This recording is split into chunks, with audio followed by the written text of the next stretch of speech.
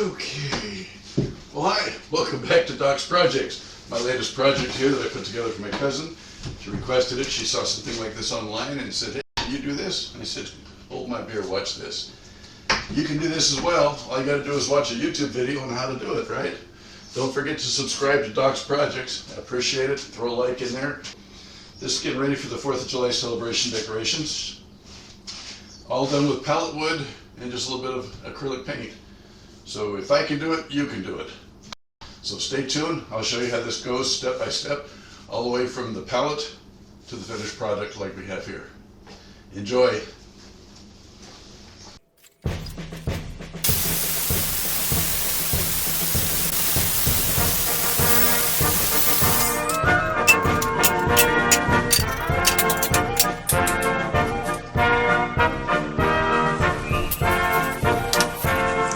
I'm looking for 6 squares that are 11.75 inches square.